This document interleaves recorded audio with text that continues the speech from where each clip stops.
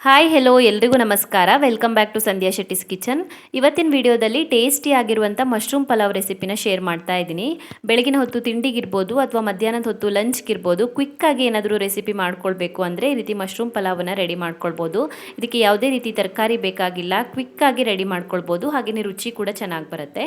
Mushroom pulao ಮಾಡೋದಕ್ಕೆ ಮೊದಲಿಗೆ ಒಂದು ಕುಕ್ಕರ್ನ ಕಾಯಿಸಿ ಅದಕ್ಕೆ 2 3 ಟೇಬಲ್ ಸ್ಪೂನ್ ಆಗುವಷ್ಟು ತುಪ್ಪ ಮತ್ತು 2 3 ಟೇಬಲ್ ಸ್ಪೂನ್ ಆಗುವಷ್ಟು ಎಣ್ಣೆ ಹಾಕ್ಕೊಳ್ಬೇಕು.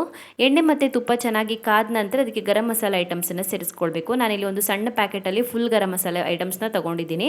ಚಕ್ಕೆ, ಲವಂಗ, ಏಲಕ್ಕಿ, ಸೋಂಪು, ಸ್ಟಾರ್ ಸೋಂಪು, ಪಲಾವ್ ಎಲೆ ಮತ್ತು ಕಸೂರಿ ಮೇಥಿನ ತೊಗೊಂಡಿದ್ದೀನಿ. ಗರಂ ಮಸಾಲೆ ಐಟಮ್ಸನ್ನು ಸ್ವಲ್ಪ ಹೊತ್ತು ಫ್ರೈ ಮಾಡಿಕೊಂಡು ಇದಕ್ಕೆ 2 ಚೆನ್ನಾಗಿ ಹೆಚ್ಚಿರುವಂಥ ಈರುಳ್ಳಿ ಸೇರಿಸ್ಕೊಳ್ಬೇಕು.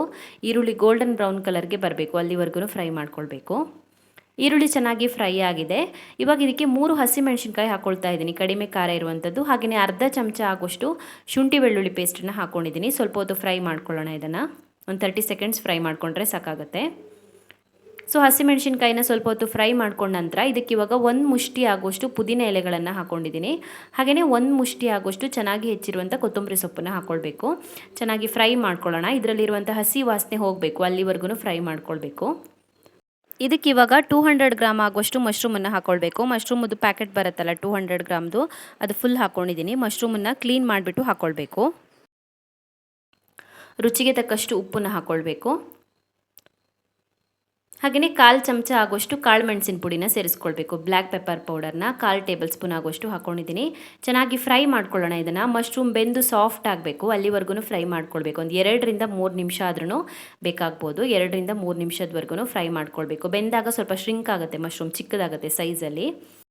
ಸೊ ಮಶ್ರೂಮನ್ನು ಫ್ರೈ ಮಾಡ್ಕೊಂಡ ನಂತರ ಇದಕ್ಕೆ ಇವಾಗ ಅಕ್ಕಿನ ಸೇರಿಸ್ಕೊಳ್ಬೇಕು. ನಾನಿಲ್ಲಿ 1.5 ಲೋಟ ಆಗುವಷ್ಟು ಅಕ್ಕಿನ ತೊಗೊಳ್ತಾ ಇದ್ದೀನಿ. ನಾರ್ಮಲ್ ಆಗಿ ಊಟಕ್ಕೆ ಬಳಸುವಂಥ ಅಕ್ಕಿನೇ ತೊಗೊಂಡಿದ್ದೀನಿ. ಬಾಸ್ಮತಿ ರೈಸ್, ಬುಲೆಟ್ ರೈಸ್ ಏನೂ ಯೂಸ್ ಮಾಡ್ತಾ ಇಲ್ಲ. ಸೊ 1.5 ಲೋಟ ಅಕ್ಕಿ ತೊಗೊಂಡಿದ್ದೀನಿ. ಅಂದಾಜು 1/4 kg ಆಗುವಷ್ಟು ಇರ್ಬೋದು. ಅಕ್ಕಿನ ಸೇರಿಸಿ ಸ್ವಲ್ಪ ಹೊತ್ತು ಫ್ರೈ ಮಾಡ್ಕೊಳ್ಬೇಕು.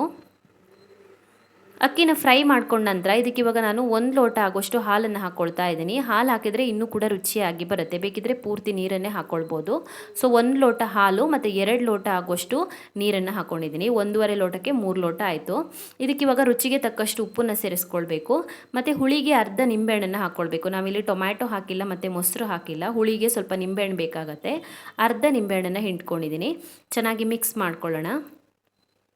ಇದನ್ನೇನು ಕುದಿಸೋದು ಬೇಡ, ಡೈರೆಕ್ಟಾಗಿ ಕುಕ್ಕರ್ನ ಕ್ಲೋಸ್ ಮಾಡಿಬಿಟ್ಟು ವಿಜಿಲ್ ಬರೆಸ್ಕೊಂಡ್ರೆ ಸಾಕಾಗುತ್ತೆ. ಕುದಿಸ್ಬಿಟ್ಟು ನಂತರ ಕುಕ್ಕರ್ನ ಕ್ಲೋಸ್ ಮಾಡ್ಕೊಳ್ಳೋದು ಬೇಡ. ಇವಾಗ ಡೈರೆಕ್ಟಾಗಿ ಕುಕ್ಕರ್ನ ಕ್ಲೋಸ್ ಮಾಡಿಬಿಟ್ಟು 3 ವಿಜಿಲ್ ಬರೋವರೆಗೂ ಕೂಗಿಸ್ಕೊಳ್ಬೇಕು. ಸೊ 3 ವಿಜಿಲ್ ಆಗಿಬಿಟ್ಟು ಸ್ಟೀಮ್ ಎಲ್ಲ ಹೊರಗಡೆ ಹೋಗಿ ಸ್ವಲ್ಪ ತಣ್ಣದಾದ ನಂತರ ಚೆಕ್ ಮಾಡ್ಕೊಳ್ತಾ ಇದ್ದೀನಿ. ರೆಡಿಯಾಗಿದೆ ಇದು. ನೋಡಿ ಎಷ್ಟು ಉದ್ರುದ್ರಾಗಿ ಬಂದಿದೆ ಅಂತ. ತುಂಬಾ ರುಚಿಯಾಗಿ ಬರುತ್ತೆ, ಟೇಸ್ಟಿಯಾಗಿರುತ್ತೆ. ಅದರಲ್ಲೂ ನಾವು ಸ್ವಲ್ಪ ಹಾಲು ಹಾಕಿದ್ದೀವಲ್ವ, ರುಚಿ ತುಂಬಾ ಚೆನ್ನಾಗಿ ಬರುತ್ತೆ. ಮೊಸರು ಬಜ್ಜಿ ಜೊತೆ ಸರ್ವ್ ಮಾಡಿದ್ರೆ ತಿನ್ನೋದಕ್ಕೆ ತುಂಬಾ ಚೆನ್ನಾಗಿರುತ್ತೆ. ಬ್ರೇಕ್ಫಾಸ್ಟ್ಗೂ ರೆಡಿ ಮಾಡ್ಕೊಳ್ಬೋದು ಇದನ್ನು. ಹಾಗೆಯೇ ಲಂಚ್ಗೂ ಕೂಡ ರೆಡಿ ಮಾಡ್ಕೊಳ್ಬೋದು. ಲಂಚ್ ಬಾಕ್ಸ್ಗೂ ಕೂಡ ಚೆನ್ನಾಗಿರುತ್ತೆ. ಸೊ ಮಶ್ರೂಮ್ ಪುಲಾವನ್ನು ಯಾವ ರೀತಿ ಮಾಡೋದಂತ ನೋಡಿದ್ರಲ್ಲ. ನಿಮಗೆ ಈ ರೆಸಿಪಿ ಇಷ್ಟ ಆಗಿದ್ದರೆ ವಿಡಿಯೋಗೊಂದು ಲೈಕ್ ಕೊಡಿ. ಹಾಗೆಯೇ ಕಮೆಂಟಲ್ಲಿ ತಿಳಿಸಿ ಹೇಗಿದೆ ಅಂತ. ಇನ್ನೂ ಹೆಚ್ಚಿನ ವಿಡಿಯೋಗಳಿಗೆ ನನ್ನ ಯೂಟ್ಯೂಬ್ ಚಾನಲನ್ನು ಸಬ್ಸ್ಕ್ರೈಬ್ ಮಾಡ್ಕೊಳ್ಳಿ. ಹಾಗೆಯೇ ನನ್ನನ್ನು ಫಾಲೋ ಮಾಡೋದನ್ನು ಮರಿಬೇಡಿ.